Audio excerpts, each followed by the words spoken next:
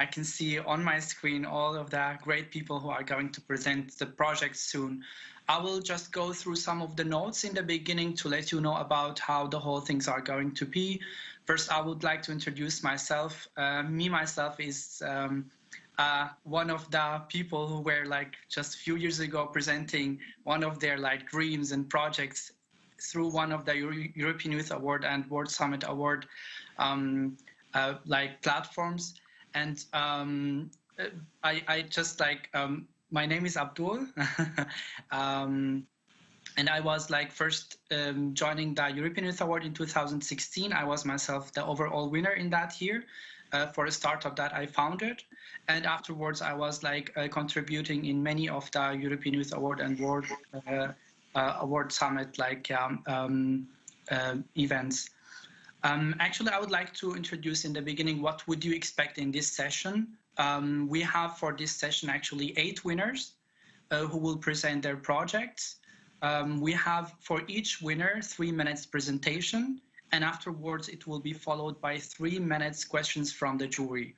The jury are also joining us here in the session and would also ask a few questions to clarify some of the points about the presentation, and they will also evaluate and vote for each of the winners.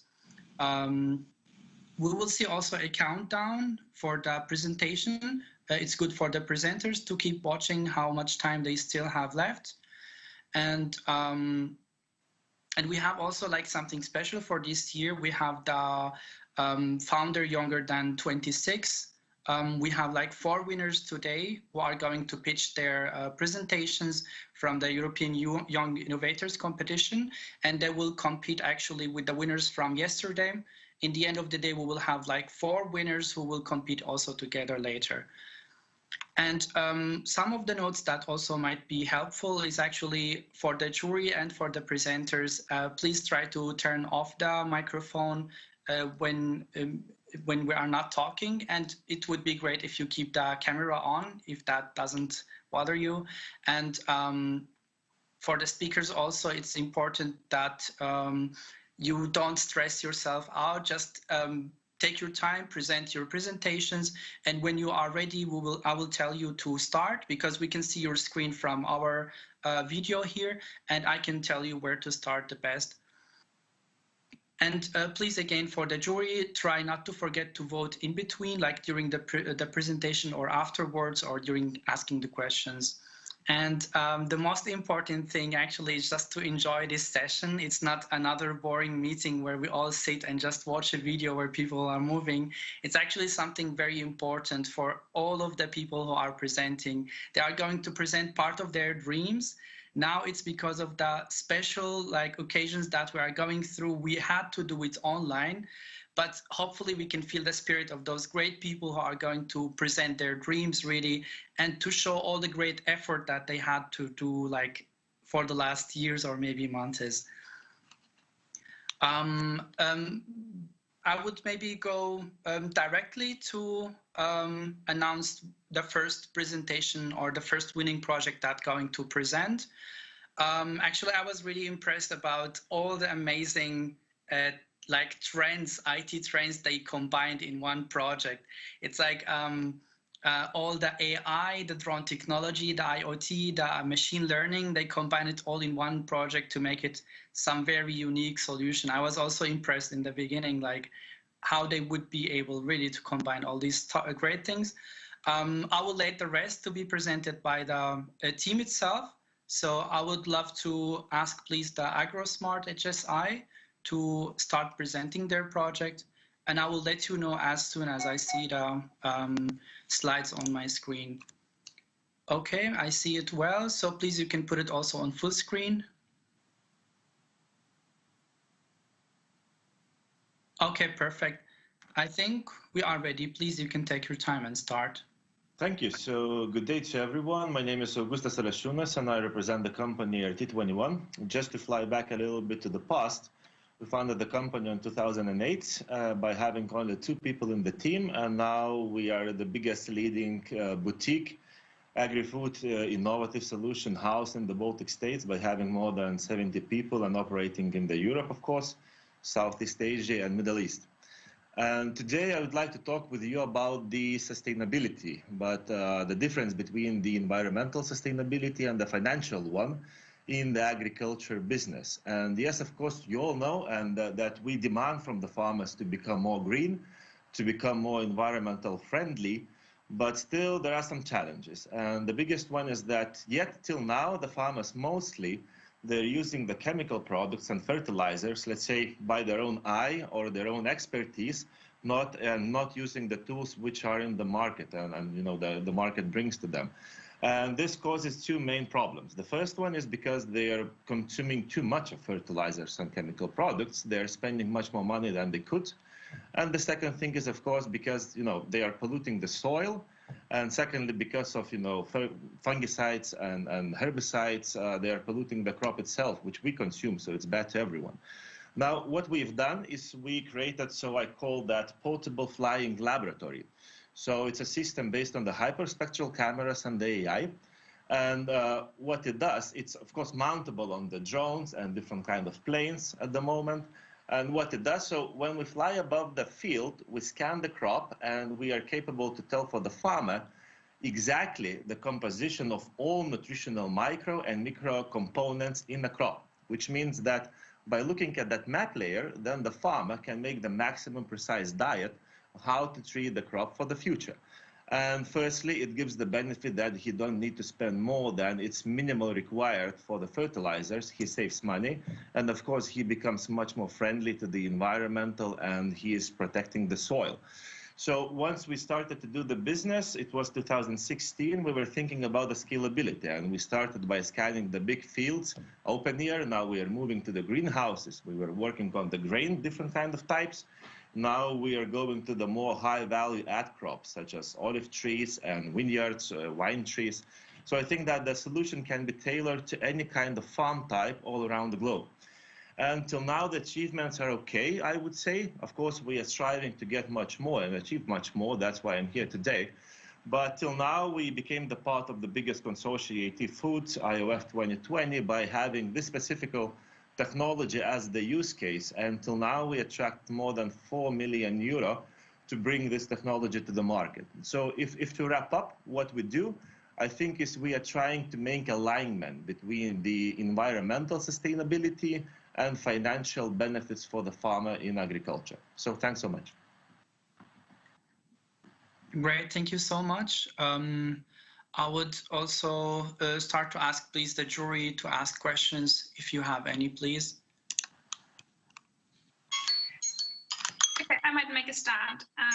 This is Katarina from EIT Health, so one of the other kicks. Thank you very much for your presentation.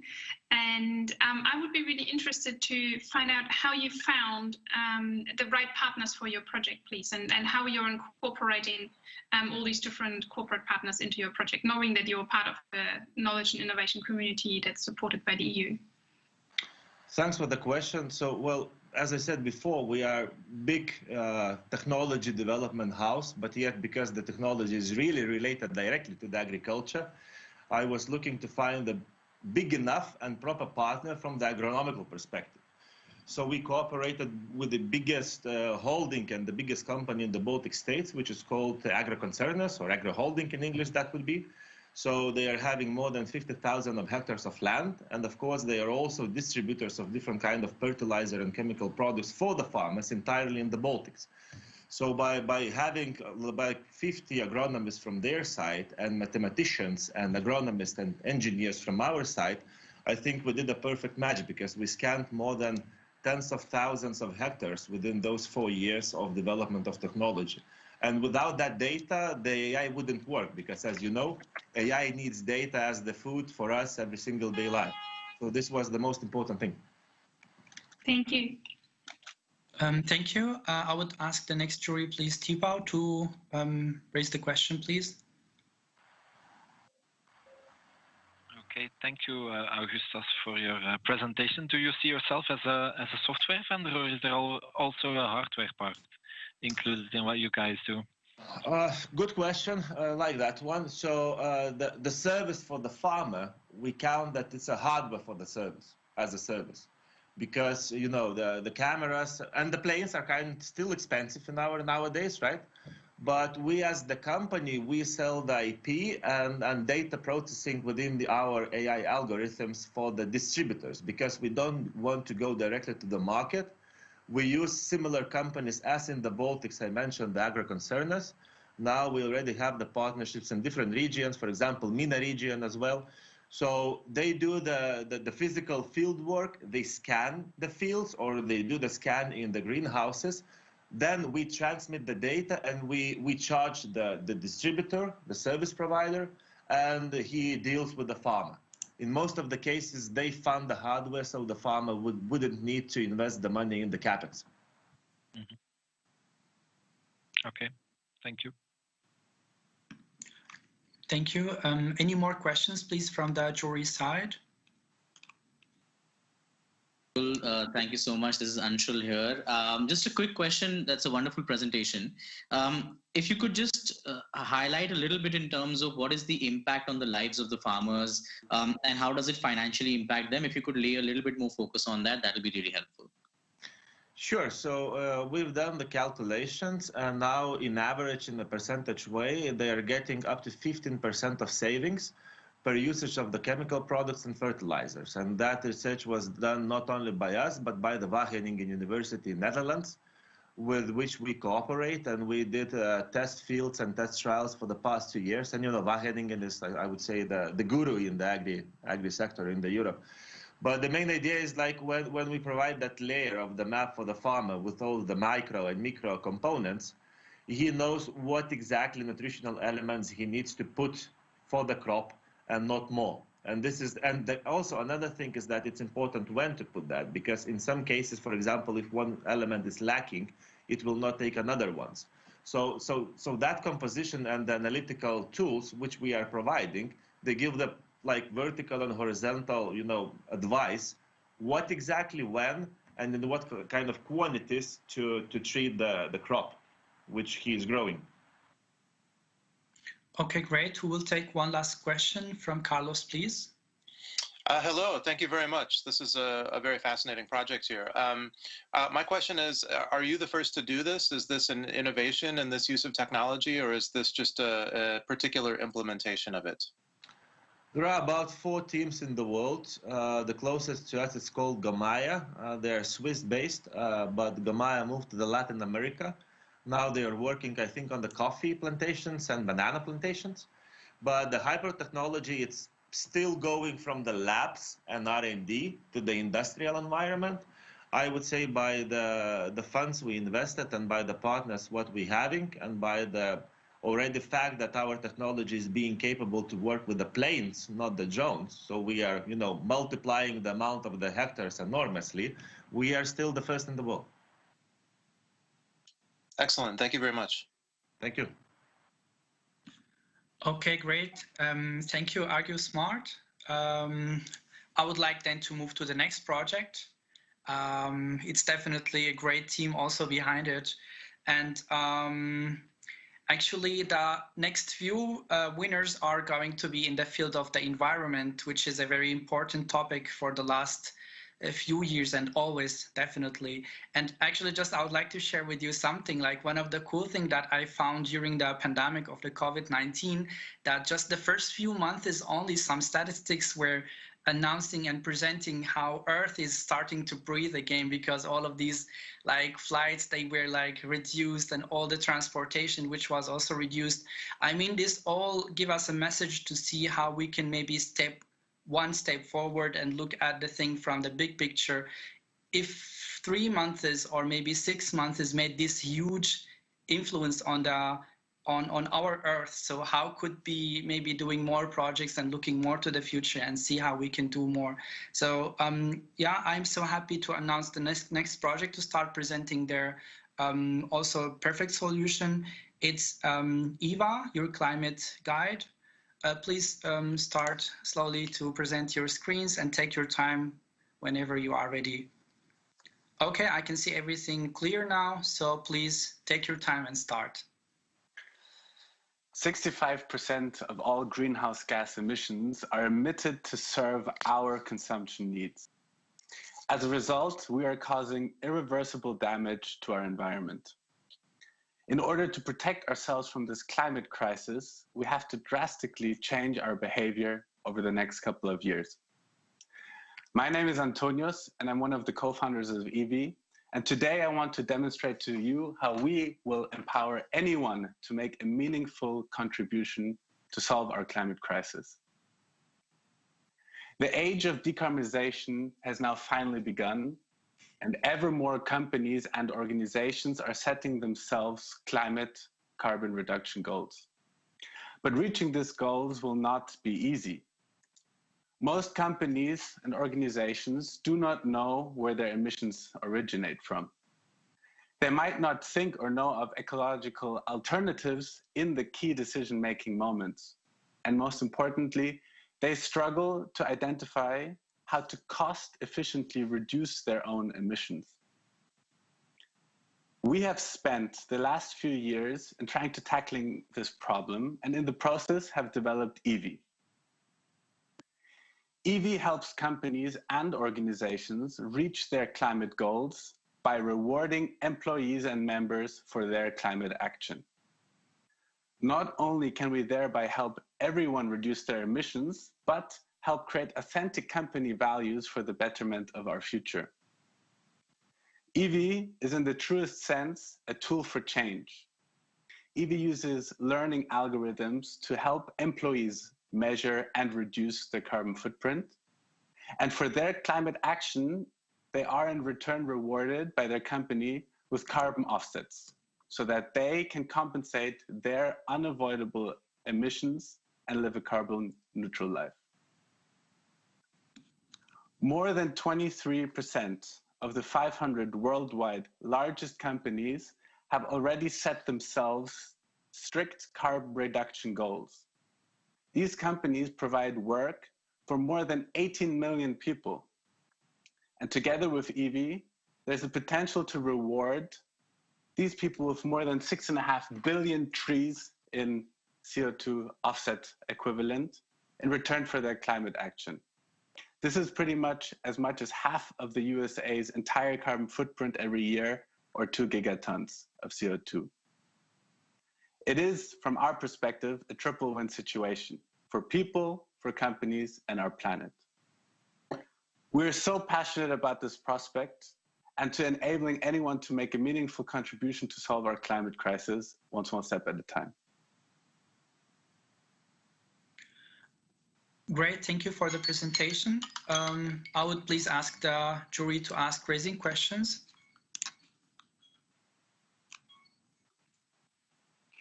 Okay, I might start again.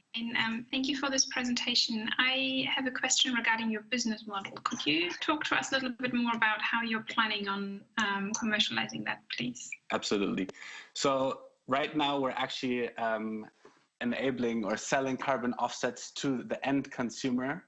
And in the next step, we're now starting to help companies basically carry that load for the end consumer. So instead of at the end of the week buying your own carbon offset, so in our case, you're literally buying trees that we're going to go and plant so that the CO2 that you have not been able to avoid is neutralized or compensated. We're now having companies pay that for their employees as a reward, so to speak. So the business model is carbon offsets, and we basically take a percentage off of every ton of CO2 that we compensate. Thank you.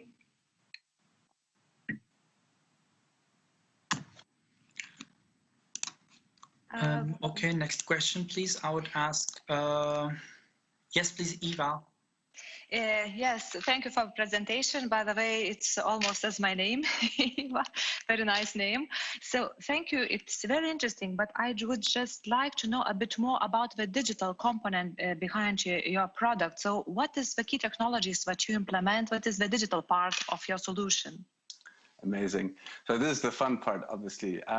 So we are definitely a product-driven company. We've spent the last 2 years trying to see how we can use technology to help people change their behaviors.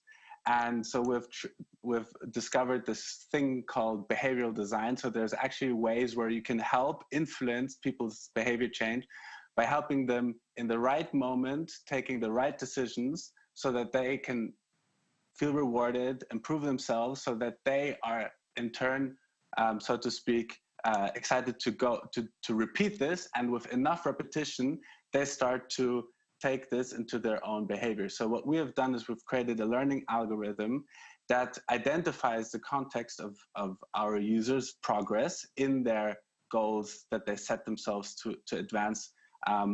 So actually the first step, we help them calculate their footprint, and then we show them what they can do to reduce it. And in that process, we identify different things out of what are the key moments where they can take decisions. For instance, are they shopping right now and they're trying to eat less meat? Then now is the right time to nudge them to look for some meatless alternatives, for instance. So this is how we nudge people to help them with the least amount of information and make it as actionable as possible, always analyzing what is the result, are they managing to progress? And if no, then the system adjusts and tries different solutions. Thank you. I would like to ask Nelly, please, to ask questions. Hello. Hi. So I would like to know who is your final client? Are they specifically like companies? It is also B2C. And well, that's one part. And you know, when you deal with companies, one thing is to try to change the behavior of their employees. Is there any kind of engagement related to the carbon emission of the company industrial processes, if there are? Okay, so I'll start with the first part. Essentially, we're a B2B2C company. So anyone can download the app and use it for free. And then also pay for their own offsets if they want to live carbon neutral. But we have now impact partners, companies, for instance, we just partnered with and organizations, we just partnered with the Inside Business School, where we provide this for their alumni, their members, their employees. And so essentially, we are receiving a lot of requests from all over the board, all different kinds of companies, organizations that feel like they want to try to empower their reach to make a positive impact and to have a tool where this is kind of guided and measured, the results out of that. And that's what our solution ends up being for them. So in terms of the target that I would like to go for, I guess, is leading technology companies, which are very service-based providers. So they maybe have less of emissions coming out of producing massive amounts of big cars or industrial things, because there the action of the employees can make a significant change to their reduction goals in comparison to an energy company, which obviously if the employees take the bike to work, it maybe won't make such a big change in their climate reductions. All right. Okay, great. Thank you. Thank you. I would like just in the end to have the last question. Please, Campus, can you also ask your question? Yeah, hi everyone. Thank you, Tony, for your presentation. You mentioned that you analyze what kind of activities a company can undergo to have an impact when it comes to CO2 reduction and behavioral change, considering their employees. So based on the data you have, which activities usually have the biggest impact on behavior change? So at the moment, the two biggest, according to the data, also it works well, the two biggest levers that we have is the way we travel, or how we not traveling, so to speak, or traveling more environmentally friendly, and the way we eat, so our diet actually. So those are two big things which are also very relevant for companies and their employees, because obviously companies can try to help mobilize their employees to get into work in a more environmentally friendly manner and away from work, or travel in their business travels in a more environmental manner, and thereby have a big lever in reducing also the emissions of the company themselves. And then at the same time, the practices of how food is served in companies or even just outside of the company, how the awareness, driving the awareness of what, for instance, red meat does a massive influence on our environment and what great alternatives there are. So it's the two biggest things that we can influence: our home as a personal footprint from the employees is a big one, but it's more difficult to move your home or to make big changes there. Thank you very much. Thank you. Okay, thank you so much for all the great presentation and all the questions from the jury. I would like to go straight to the next project. Actually, it's also in the field of environment. It's also very inspiring and very great. What I love the most is just like it goes directly to the point and focusing on the main problem and trying to find a solution. It's like my favorite kind of solutions usually is like finding something very simple but very important, which can start and solve the problem from the source of it and the core of it. So I would let the rest to be presented by the great team of Plant for the Planet app.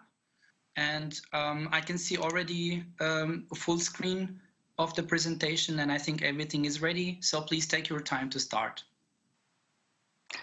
Thank you. I'm Sagar, and I'm from Plant for the Planet.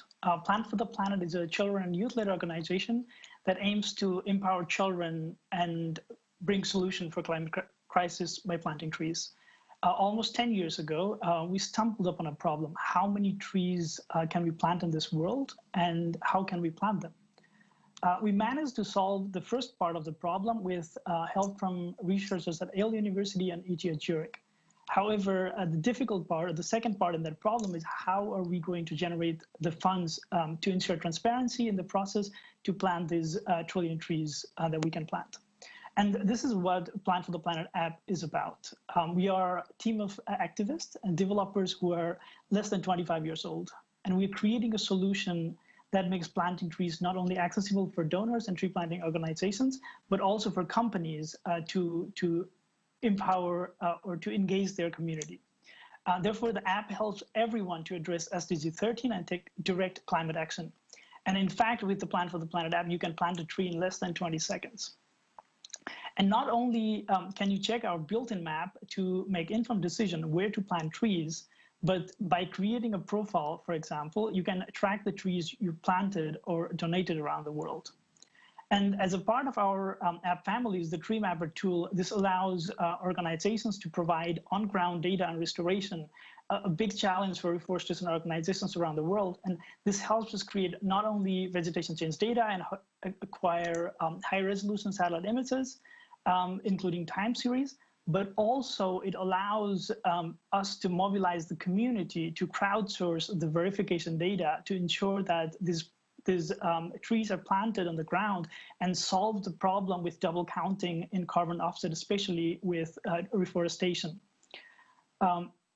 And we do this through Plant for the Planet app very openly with open source, open API access. But we are a nonprofit and we take no commission. So this means when you make a donation in the Plant for the Planet app, 100% of the money goes to reforestation projects around the world. And we launched in September 2019, and the numbers speak for themselves. We have about 130 plus projects in over 49 countries, 45,000 active users. The total number of users is much more than that. And also the app is accessible without having to sign up. And our average donation ticket is about $44. And you can test our upcoming app at beta.plantfortheplanet.org or download the mobile app today. So this is what we're doing to engage everybody in planting trees. Thank you. Great, thank you. So we would start to take the questions from the jury. I think the first jury is, please, Anshul. Yes. It would be great. Okay. Thank you so much, Abdul. Wonderful presentation there, and I love the idea of really kind of expanding on how people can plant trees. I have a very basic question. I've been working in this place of climate change myself, and I'm wondering that typically, when we plant a tree, the impact that it has on the climate is not visible until almost 30 to 70 years, because that's the time it takes for a tree to grow and end up being relevant enough to offset carbon. How do you plan to kind of, help your audience understand that and maybe expedite that process in some way? And the second important question is that along with the planting of trees, there's also a lot of deforestation happening because of industrialization, fossil fuel emission. Do you plan to integrate some of that in your app, at least awareness about it in your app in the future, or is it already there somewhere? And in case, I'm pretty sure somebody will ask you this question, but I'd love to know more about the business model as well. Thank you. Sure, thank you. First, yes, like you said, planting trees, it really takes time to see the difference. And we are planning to integrate a time series data because it allows you to see how the forest was when the project started to plant trees, and you can slowly see the green dots. This really allows you to see the vegetation change. And this is the easiest way we can relate to the donor. The next thing is we can use high-resolution satellite imagery in places where we have satellite images. And on the other cases for small projects, we could test with drone images. And we can provide side-by-side image so you can see what happened 3 years ago and what happened now. So these details really allow you to see the project. The next question about deforestation, if you go to our beta site, I think it should already be public. You can already see how the deforestation was in the world in the last 20 years. So you can really see where you can plant trees and where the trees have been cut, and you can see where the projects are. So this really allows you to say, maybe I want to plant a tree in this part of the world because it seems a lot of trees have been cut down. This is only available in our upcoming beta, the current beta version of our web application, so you can try that out. The next question about business model is, it's a really interesting question. We started this off because we did not want to take any profit. We don't take commissions, no cuts. That means payment goes directly to the reforestation organizations, but we finance ourselves with donations. We are a foundation, and we have business partners. For example, our web app is a product for a company like Salesforce, who is already using to power a site like trees.salesforce.com, or a company like Stern, which is powering the boime.stern.de. So we are actually providing the services to them so that they help us fund the platform to manage it, operate it, whereas we don't take any profit out of the platform from donations that our users make.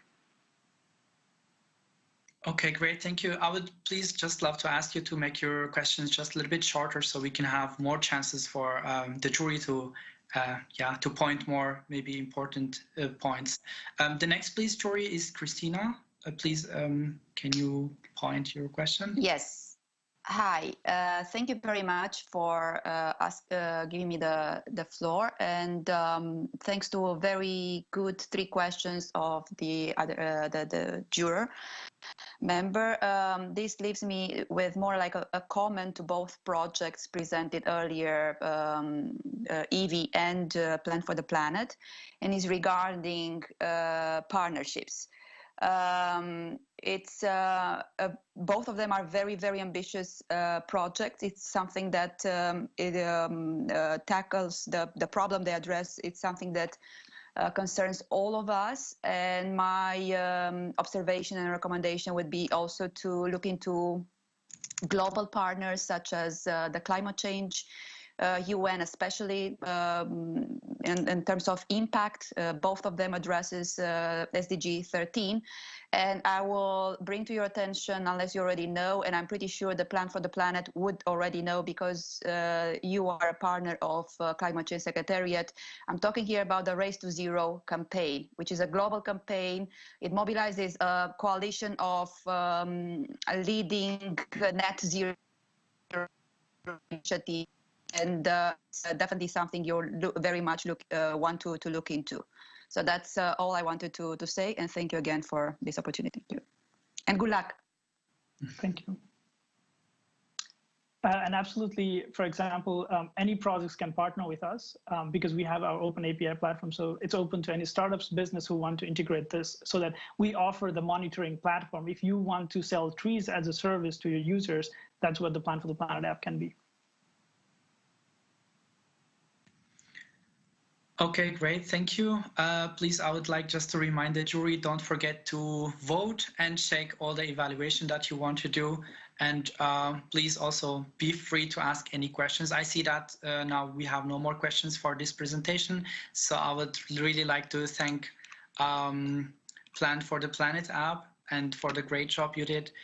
Okay, I will move straight to the next presentation. Actually, like I was just like trying to note some of the stuff here. And I was like trying to write some kind of note about this project, I was thinking like sometimes seeing the problem is always not enough. I mean, maybe we talk about environment, we talk about COVID-19, but we don't realize how big the problem is, and still we see numbers, we see graphs, we see shapes. And then we start to wonder like, oh my God, this is really a serious problem. I see it really like a very important point to be like raising awareness, and also it's easier to deal with numbers and graphs and beautiful things. So this is actually what the next project is part of it about, because the rest is going to be presented by the team itself. So please take your time to easily and relaxed present your screen, and as soon as we see everything, we can start. Okay, the screen seems clear, and please take your time to start. Wonderful. All right, so air pollution is a huge issue. 9 out of 10 people are exposed to it, and over 7 million will die this year alone due to air pollution. I know this because this is a picture of my home city of Skopje, one of the most polluted cities in Europe. So why is this? Well, a lot of people are quite unaware about what exactly they're breathing. Our governments are unprepared to inform us about air pollution, and the data that's already out there is quite confusing.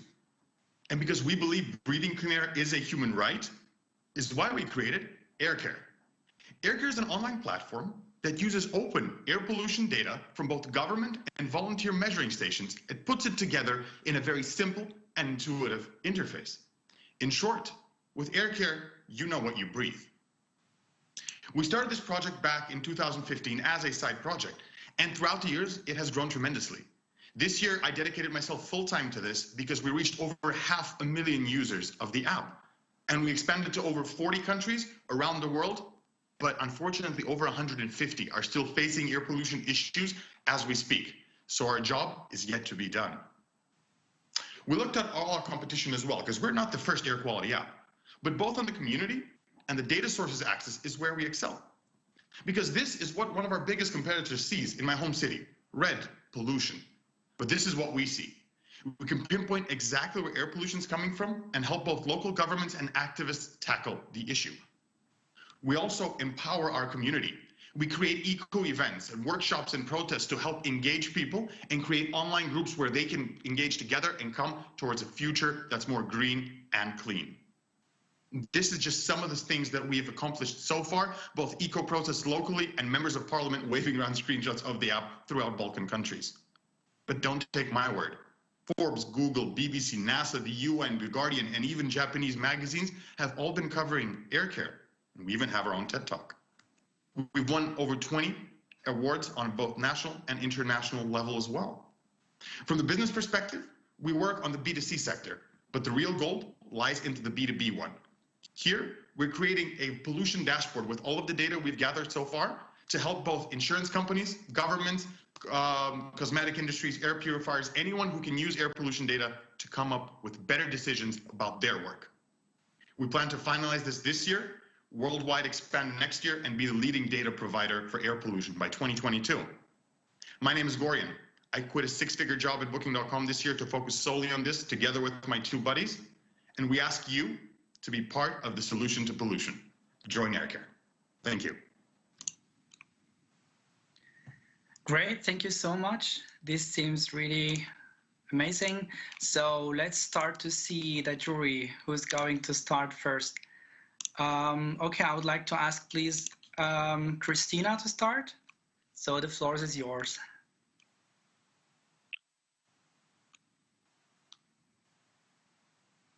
Sorry, no, my internet is very low here and I cannot lower my hand. Sorry for this, I have no question.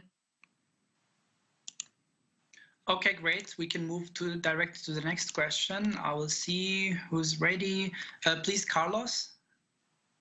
Hello, yes, thank you, fantastic. I love this. Air quality is we're at a crisis level with it, so it's great to see these solutions.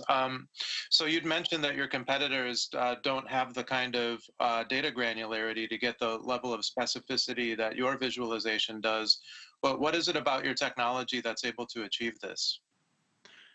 the secret sauce to what we do is a lot of actually manual work. So we go and hunt down all of these data networks, either that be from governments, which have super old APIs or don't even have APIs, or from volunteer networks, which people put up sensors around. And we try to collect this and put all of this data together in one place. Because yes, some of our competitors might use AI or machine learning to predict what the air pollution might be in a place where they don't have access to data. But the real ground sensor tells you the reality of the situation. And this is why we rely a lot on that. And as well, we use data from the European Space Agency, satellite data that's being recorded every hour. And we use that as well to know what we're breathing. Fantastic. Thank you very much. Thank you. Please, Sabrina, you can point your questions. Hi, thank you for the pitch. First of all, I really love your enthusiasm and passion you bring along, and I can feel via the screen. That's great. Important topic, and I really liked it. One question, because you said you're going to also make money with ads. How will you, like, for example, if a company whose business is not that sustainable, how are you going to handle it? Will you still let them place ads, or what will you do?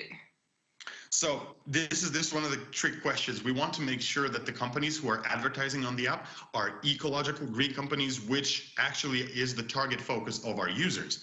So all the companies that provide ads in the app, we manually sign contracts with them. So we don't let them just go ahead and place ads, but we make sure that they put information there that's also relevant, so they don't make false claims throughout the app. So right now we've been working with air purifying companies or recycling companies or anything that's directly relevant. I don't know, tree planting companies like projects before us, that's very relevant to air pollution. So we make sure to filter these guys out.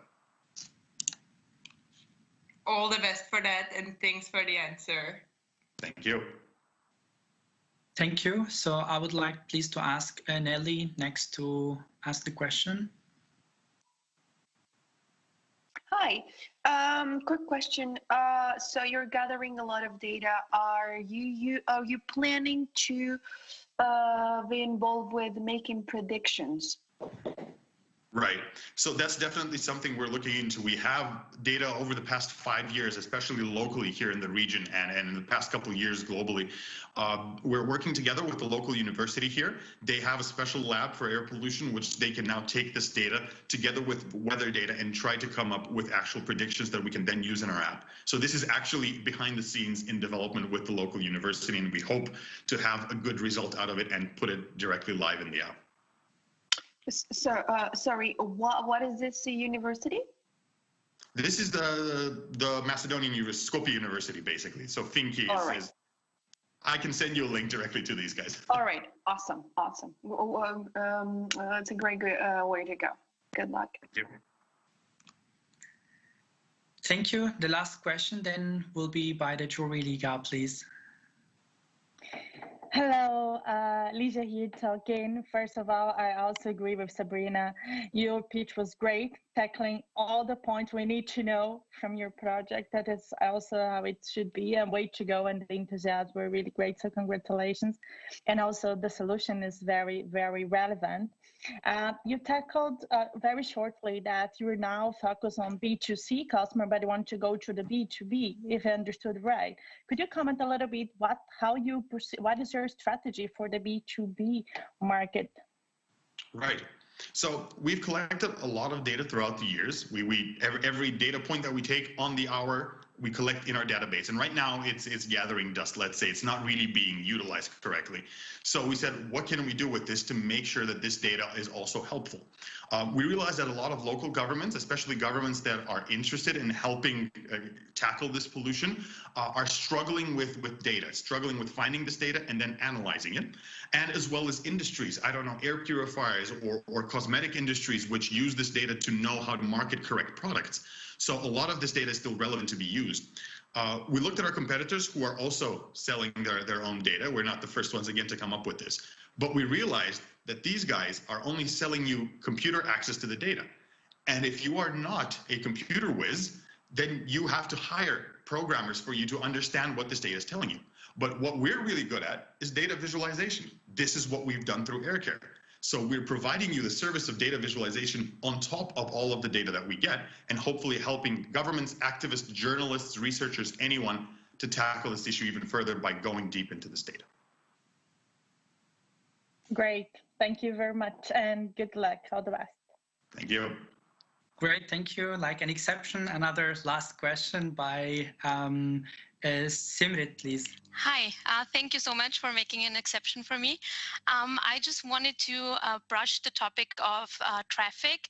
So there is no secret to air pollution through traffic. And I just wanted to know if you have already considered the B2B market in the traffic management space and try to approach traffic management companies such as Siemens that are already selling to cities and already controlling traffic, to marry that with air quality control and make a business model out of that. I will be directly honest with you. We haven't considered that route, and I think this is amazing. This is why I love coming to these events, because this is a great idea. We'll make sure to look into that and definitely into the traffic sector. Because well, I can offer you some contacts if you want. We can touch later. Please do. Please, I'll reach out directly to you after this. Please just message me. Sure. I love that. Thank you so much. Okay, great. Thank you for the great presentation, and thanks for the whole team. Definitely behind each of these projects, there is like a great team and a lot of investment, months, years on doing something great. Really, like what impressed me the most, like in all what the whole European Youth Award and World Summit Award organizations do, is like trying to promote what usually some big companies don't promote. Because like sadly, like me myself being someone who came from the IT and from the like technology field, I see most of the companies, they care just about investment and raising more money. And what should be focused on is actually the great projects that we see, because without those projects, we can't even like be better humans and won't reflect any good impact on our life. Yeah, so this is really great chance to be all around together and yeah, to see all these great projects. So we already passed half of the presentations. I can still here see in my list that we have still another 4 great projects, which I am really fascinated to hear about and so excited to know more. But I would like just to propose a short, like maybe break or short activity. What I love the most about online meetings and all these like cool trend of having calls from home is actually being at each other's home. So as you see, this is my apartment and you can see even like part of it. And this is also a piece of me. Like for most of us, we live in rooms that we try to do something personal for us. So I would like to propose for some of the juries or maybe the presenters who would like to join and to tell us something cool maybe or something special in their room where they sit right now. I can start from myself. So this is what you see, or no, the other hand. This is actually a robot that I made, and you can control it using the internet, and it has a camera. So you can just let it walk, not walk, but maybe drive itself. And you can see through the camera where it goes. You can take it to any other part of the world and just watch it online. So this is something cool. I have it in my room. Yeah, anyone else would like to maybe tell us something cool in their room? So please, Carlos, I see you raised your hand. Yes, I have something that is very relevant to the World Summit Awards here. In 2005, I did a project with the Smithsonian that won the award in the category of culture and heritage. And this is the book. It was about, oh, you can't, I have glare here, but it was an exhibit of Native American artifacts of tribal historians who used to use pictograms in order to describe the year based on the most important events. So 2020 probably would have been the year of much coughing because of COVID or something like that. But anyway, so we did an online exhibit of this to help repatriate culture, history back to the tribes. And so I have this book up here that reminds me of this very inspirational project. So this is what connected me to the WSA in the first place. So I'll share that. Wow, really cool. Thank you. So I saw also another hand raised. Please, Nelly, would you like to share something with us?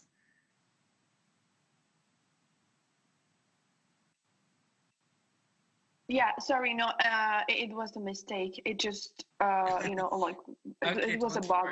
Sorry. Okay, great. So Franco, I see that also you raised your hand.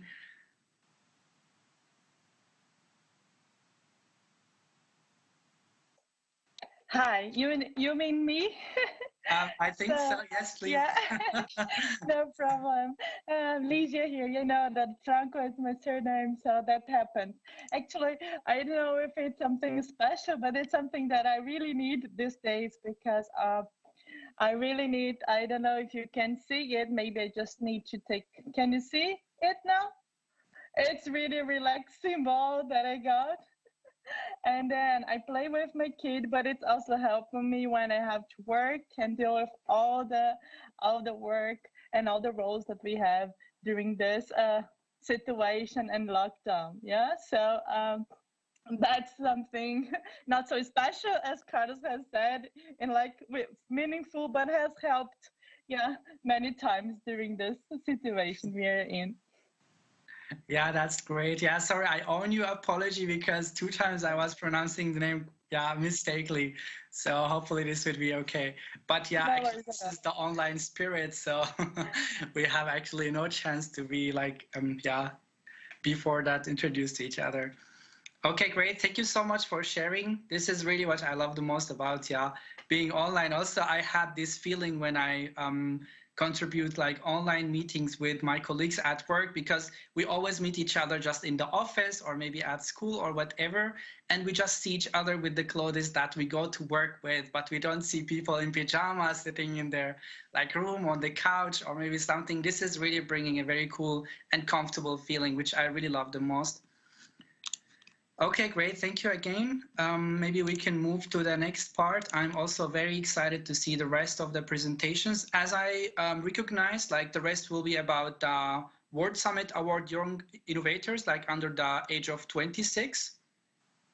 And I see like here in front of me also 4 cool projects. The first one is actually also very, very cool because like we recognize for the last few years how media was very important, especially the entertainment media. Like some big companies were taking a huge role on presenting and promoting media for us. And it was also raising a lot of questions in the same time. Like, should we really watch what other people promote for us, or we should choose what we want to watch? But unfortunately, some really big like broadcasters, they don't maybe check always on the age of the person, the taste of the person, or the category where the person should watch. So this is one of the cool projects that maybe we will hear more about this kind of trend and see how they find a perfect solution for such a great topic like this. So please take your time. The next team to present the project Fit for Immer. So please take your time to start presenting, and we will tell you as soon as we see your presentation on a big screen. Okay, I can see it now. It seems clear and ready. So please take your time to start.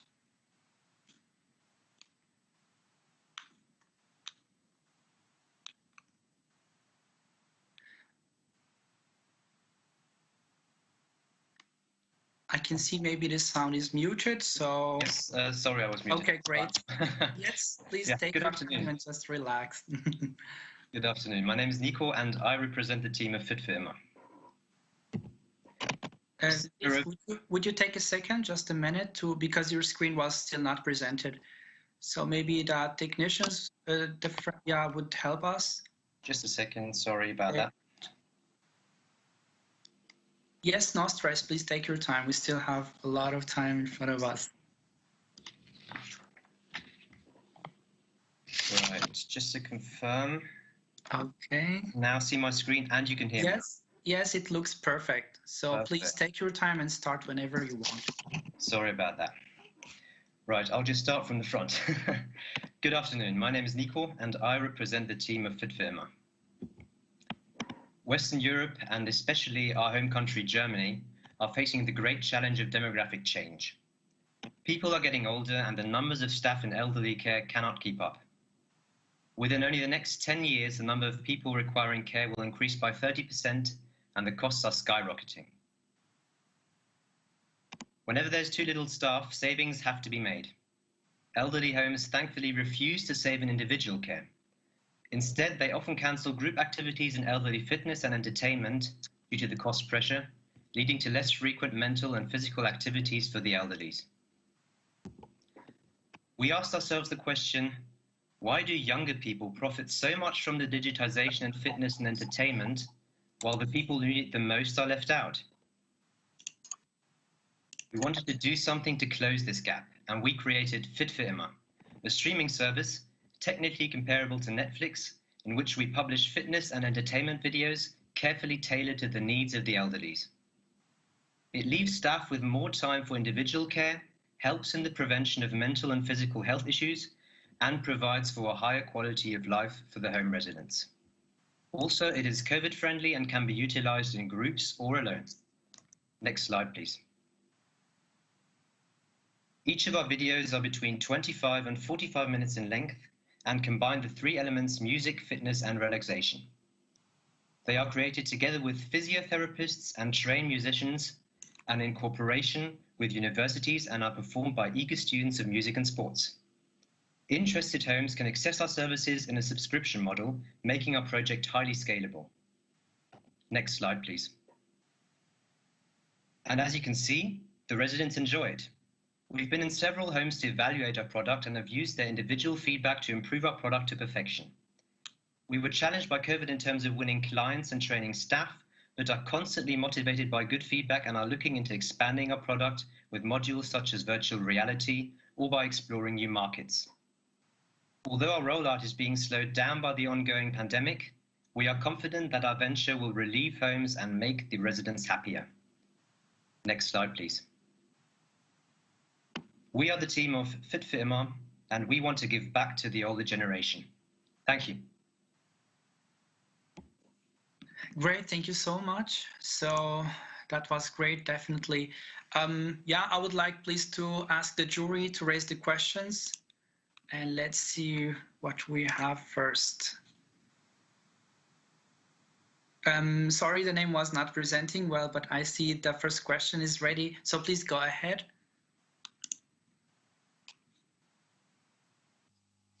Can I ask my question? Yes, please. Thank you for the beautiful presentation. I love the name. I just have the question, which is a general question that comes up with concepts like this. Why would people pay for something that they usually can also get for free on YouTube and other platforms, which are already offering videos like that? Well, that's a good point, because that was obviously something we had to look into when we started the project. Basically, there is content that sort of does one of the things that we do. Like there's some sort of a few sort of videos for elderly fitness that you can find on YouTube. However, first off, the quality is much lower. Secondly, there are really not that many around. It's like just a bunch full. And third off, basically our product doesn't only provide like fitness videos, it also does, we also like in our videos sing songs with the elderlies, we have relaxation exercises, and we constantly provide new content, which is why one would subscribe. That means our goal is to release a new video every week, meaning that there will constantly be new content. And if you just like use YouTube, you'll have exhausted the content very quickly. And just a quick follow-up, how would you lower the barrier for all elderly people to use your platform, which is usually the technology barrier that they struggle with? That's correct. Our aim is that the elderlies do not use it themselves. I mean, like use the technology themselves, but instead our vision is that the elderlies, like basically, I'll just describe a scenario to you.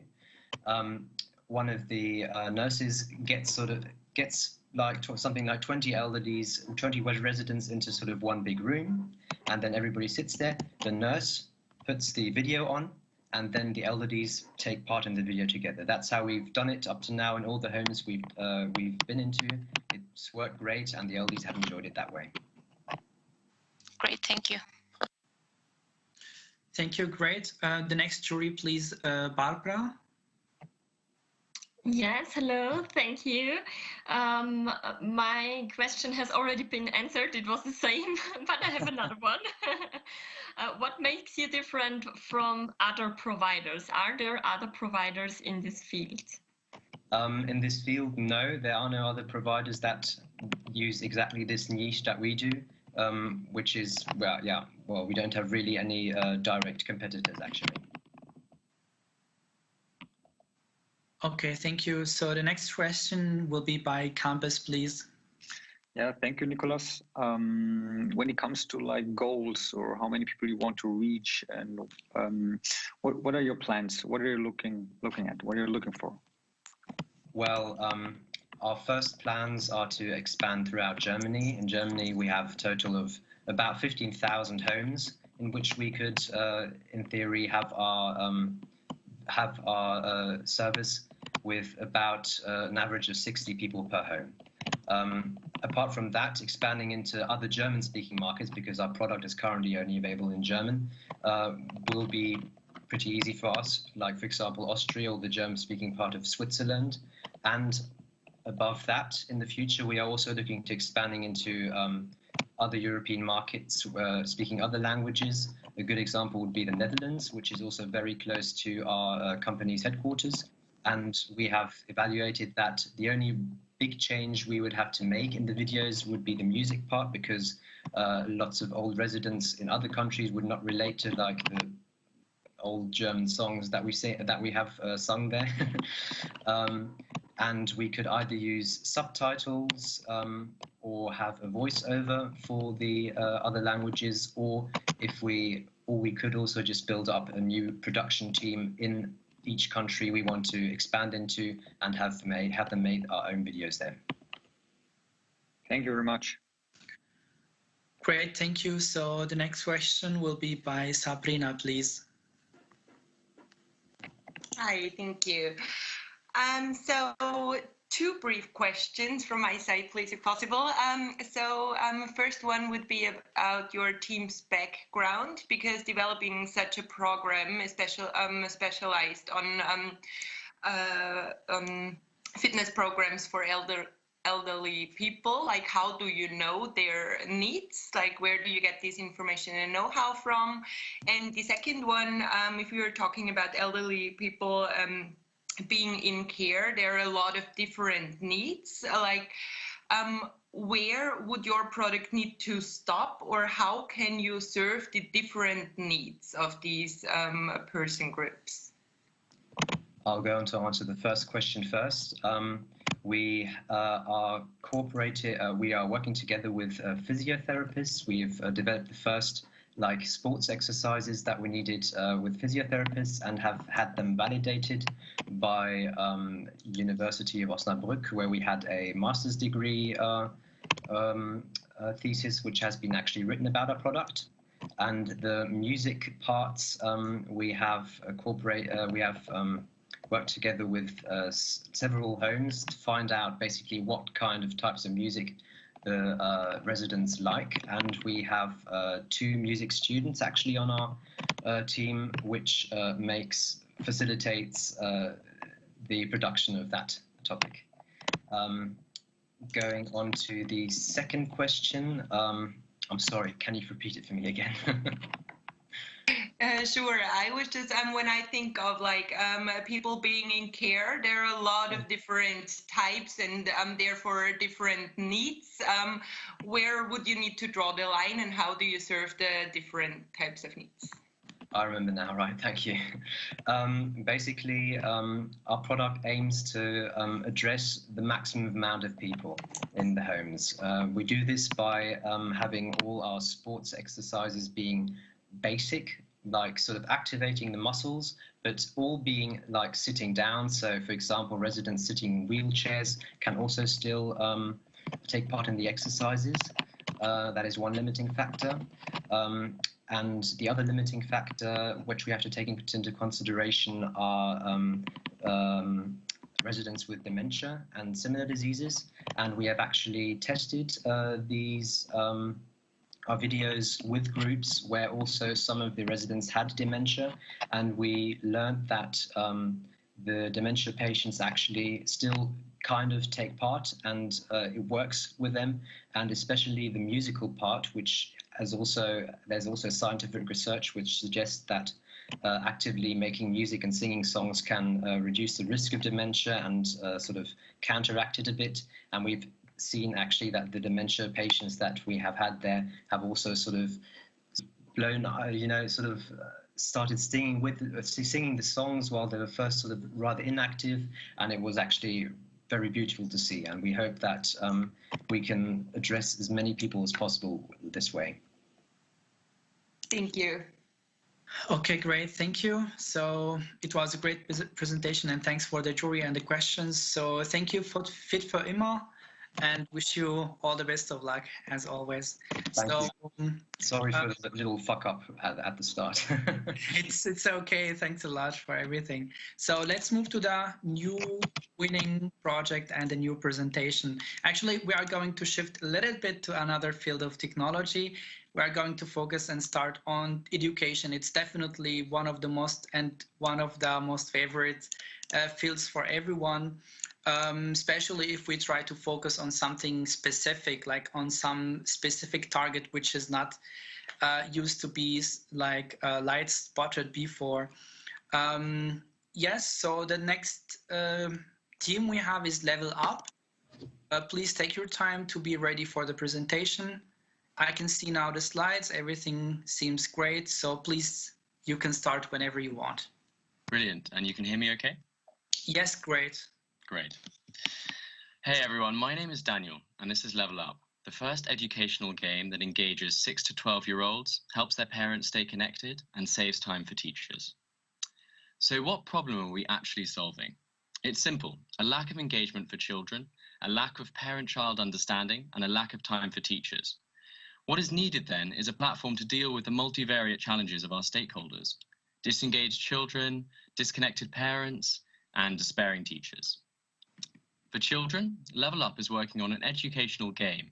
Think educational World of Warcraft at home and in the classroom, where children get to learn in a fully immersive world which constantly measures their every interaction, generating a psychometric and educational profile. Teachers can then use this data to tailor the educational experience for their individual class at every stage of the syllabus through worksheets and virtual content customized for individual students. For parents, we provide a virtual report card of the child's psychoeducational profile, complete with actionable insights, including customized worksheets and home-based activities tailored towards the individual child's profile. Additionally, this data is used to help match children with tutors, holistic development workshops, camps, and even family bonding activities. So to recap, by using gamification to get kids interested, LevelUp can receive psychoeducational data as input to generate actionable outputs on the parent and teacher interfaces to create the first complete solution for primary education. Now, currently, we've locked in over 1,000 users for our December pilot, with partner tuition centres and schools in the UK and Singapore. We've also raised more than $50,000 equity-free from competitions such as the Oxford Hub and Young Changemakers. Now, let me tell you why we are the team to execute this vision. Our team is young and fun enough to create something that children will actually enjoy, but we also come with the right credentials. More specifically, our education lead, Patricia Vlad, is a Forbes 30 under 30 educator. And at the same time, our eyes are wide open. We realize that changing education is not going to be easy. Therefore, we have a host of trusted advisors, including Dr. Rob Williams, a psychometrist with 25 years of experience. So we are young, but we're learning from some of the best. Now, right now, we really want to spend the rest of 2020 testing the product with our 1,000 users before mass release through our chatbot. By 2021, we'll be ready for commercial release, starting with B2C, then monetizing B2B. And in 2022, we will expand beyond the UK and Singapore. Thank you for your time. Now, feel free to try out the beta version of our psychometric chatbot. I would now welcome any questions. Great, thank you. So we can start straight to the questions. Please, jury, anybody's ready to raise any questions, please? So I see directly from Carlos. Please take your time.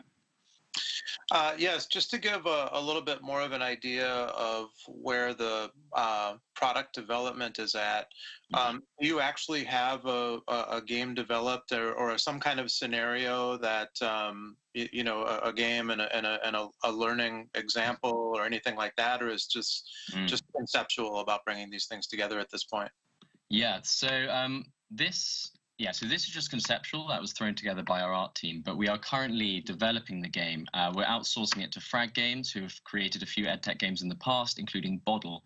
And so, yeah, that is in development. But what we have right now is the psychometric chatbot, the test that once completed will then produce a report for the parents and for the teachers. And so we're using that to essentially sort of validate the interest in and efficacy of the psychometric side, as well as the educational insights and the test user experience and our own art and design, sort of as a stepping stone, but in a way a separate product as well. Okay, great. Thank you so much. Thank you. Okay, great. Thank you. So the next is going to be Franco, please. Hello. Hi. I'm also in education myself on the university side, so to say, so I'm very interested in also going much earlier through the chain, so to say, and really foster a more effective and also engaging education, so to say. So very interesting. If I understood right, that I want to know a little bit more about the business model and how you see, so you're in a pilot phase, and you mentioned that the second step will be B2C and then B2B. First, when I listened to it first, I thought, yeah, your first customer segment will be schools. Can you explain a little bit how it will be then first B2C, or what do you how do you plan your strategy for these phases, B2C and B2B? Yeah, of course. So with both the psychometric profiles at this stage and the game that will be ready for beta release in February, we're actually operating on a B2M or business to many model. So we're targeting homeschooling parents in the UK and the equivalent in Singapore, which is Tiger parents who are very involved in their children's education, as well as individual private tutors and businesses such as private schools and tuition centres. In terms of the model itself, with the psychometric reports, they're free for now to get that validation, but they will be, when we monetize, free for a limited report, and then for a $9 monthly fee, parents and teachers can get the full report with information on the child's learning preferences. And then with B2B, it'll be taken more on a sort of case-by-case basis, where businesses can request a quote. And then with the game, it'll be very similar. So a sort of freemium model with a basic version for free, premium features behind a paywall, B2C, and then B2B, case-by-case request a quote. So yeah, in a way, we're going both B2B and B2C, but we're starting with B2C with parents, and we're working our way up, and then smaller tuition centers, and then working our way up to schools, which will be the sort of holy grail. But we understand we need to establish a lot of credibility before we can approach schools. Perfect. Thank you very, very much, and all the best. Thanks very much. Okay, any more questions from the jury? If not, then it seems that everything is clear. So maybe we can move to the new presentation. Thank you so much. Thanks for the whole team. Yeah, thanks for LevelUp. So the next project is also another cool project in the field of education. Yeah, what I loved about it is actually being interactive, which is always the favorite way for kids and for children, and even for adults to learn anything, something practical, something interactive. So please, the team of English, Jim, take your time to present your presentation and be ready for going into the virtual stage. Okay, everything seems clear. I can see a full screen presentation. So please take your time to start slowly when you are ready. Okay, hello, my name is Anna and I'm representing English Gym, an education lab for children. If you ever learned English as a foreign language, you definitely remember how difficult it was and how long it took. Don't worry, there are ways to make this recovery smoother. The research by Patricia Cole shows that language ability decreases dramatically with age, so older people need a lot more energy and time to learn how to use this knowledge. That's exactly what our founder Andrew thought when his daughter was born. Since it's too late after 7, he wanted her to learn English as soon as possible. That's how the idea of English Gym was born. So what? Some guy wanted something nice for his child. Turns out the problem is a bit wide in our country. Only 5% of Russians can speak proper English, and 12% more have basic knowledge. That's called in Russia can read with a dictionary. If you ask a random bypasser in Russia how to get to the library, most likely you'll get no response. However, research shows that 63% of Russians understand the necessity of English in the contemporary world. And it's not just Russia that we know about for sure. Look at the numbers. 126 million people in nearby post-Soviet countries are ready and willing to learn how to give directions properly. All this sounds very nice in the social context, but of course we are not that philanthropic. We calculated how much it is paid for good deeds, and turns out English for kids may be quite profitable. At first glance, it seems that children's app market is oversaturated. Let's say you want your child to learn numbers in English, and there are plenty of special apps. But when you start looking deeper, it turns out that most apps have quality and safety issues like different accents, questionable educational value, and lots of ads. So the perfect app should be totally kid-safe, have teachers-approved content, and be designed especially for children. And it would be just great if it is cheap or something like this. And here's our solution, English Gym 2.0, an educational app with tons of different content so children will learn and never get bored. Remember earlier I said that our app is completely ad-free? Yeah, that was a lie. We do advertise something, healthy lifestyle and daily routines. By the way, English Gym is for parents too. They can use parental control features to cater the app to their liking and play with their children to help them learn. So far, we're using freemium monetization model to give customers the opportunity to try English Gym before they buy it. We believe that in our team, we've got all the necessary skills to make our super app. The only thing that's missing, thanks to COVID-19, are large groups of small children in our office to play test the app. But we hope that will be over one day.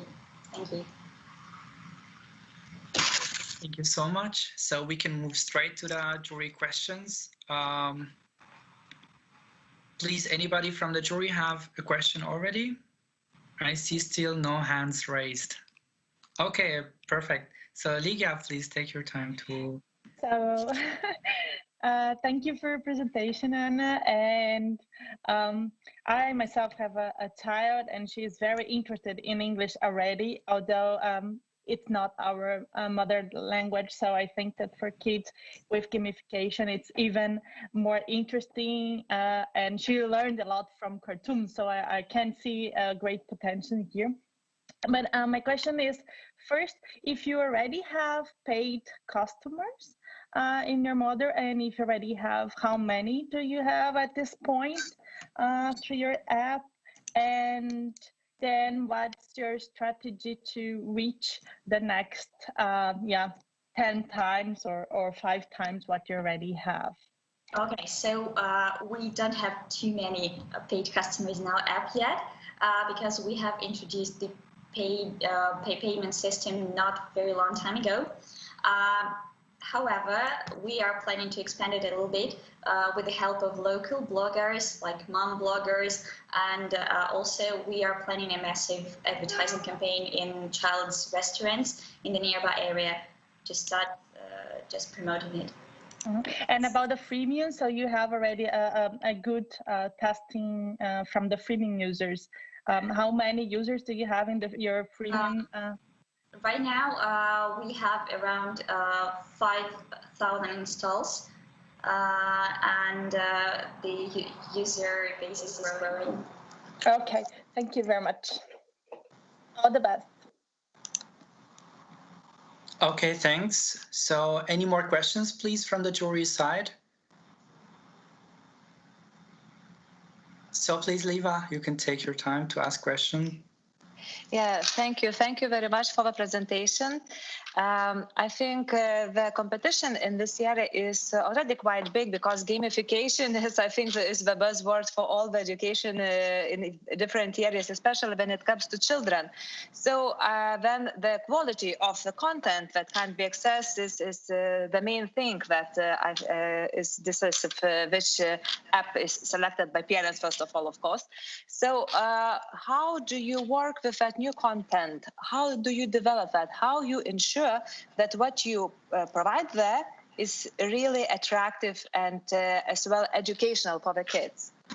So actually the main difficulty when developing an app for children is that the client and the customer are two whole different people. So the customer is the parent and the client is the kid who's playing in the app. So that was a little bit tricky, but we developed our own special strategy. We want to tackle the pains of parents. So all the parents are struggling with bedtime routines, bad routines, some eating habits. So first of all, we are introducing English through the healthy habits. So that's what is very different in our app. Also, we are using different English accents. So our characters, they speak voices from people living in the United States, in New Zealand, and in South Africa.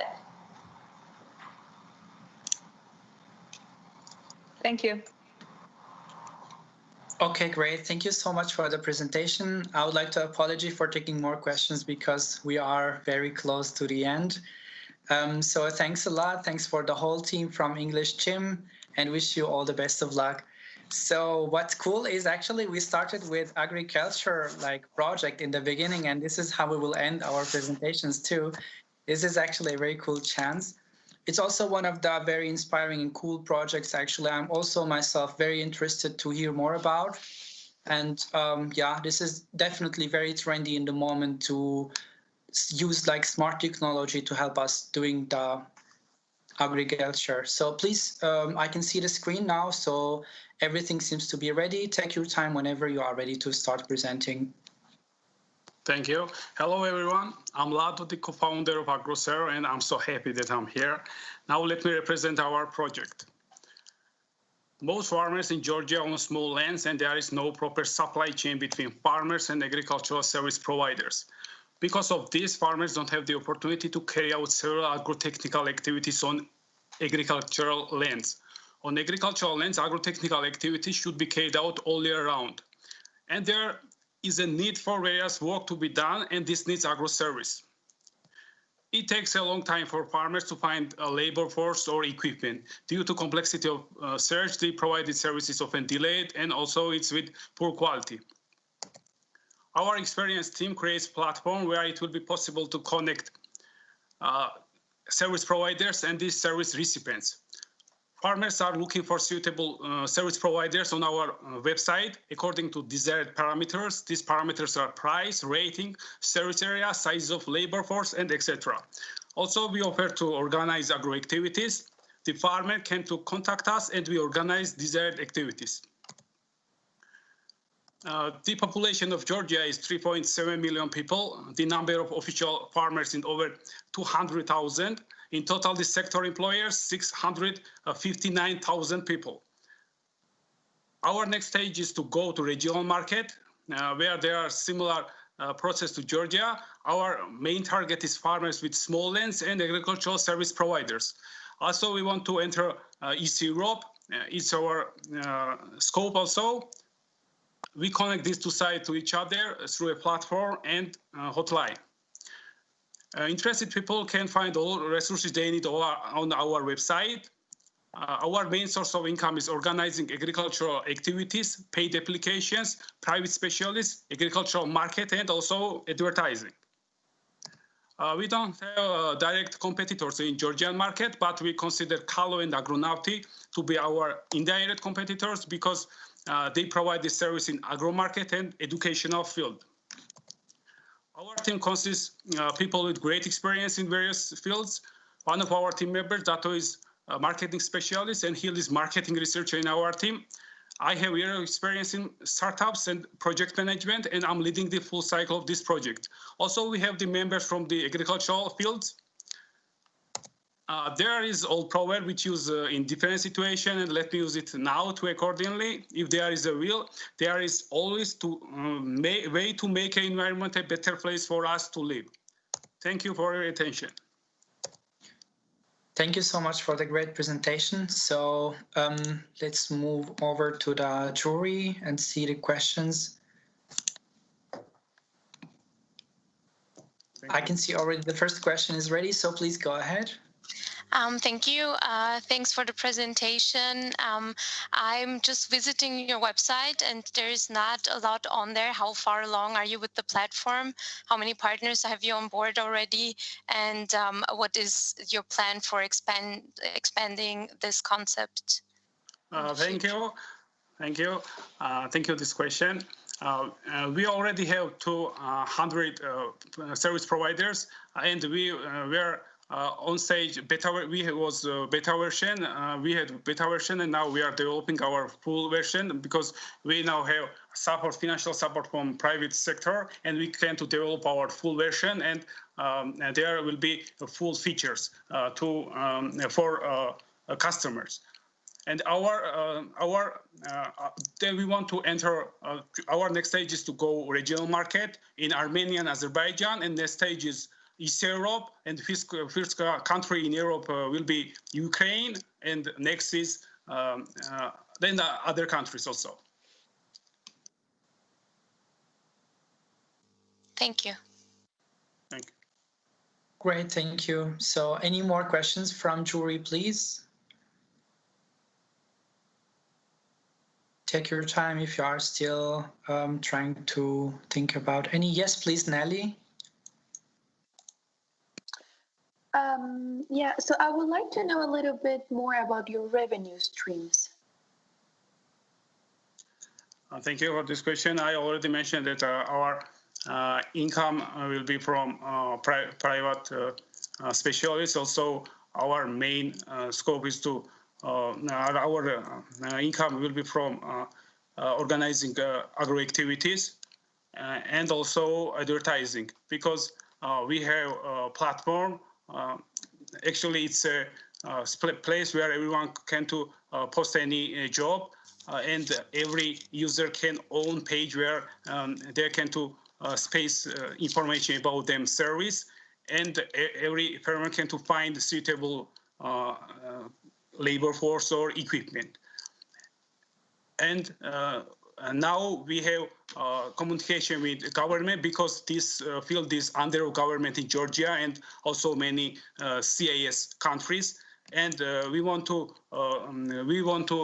together we can to make better, and we can to develop this field in Georgia and also this the region, and after this East Europe.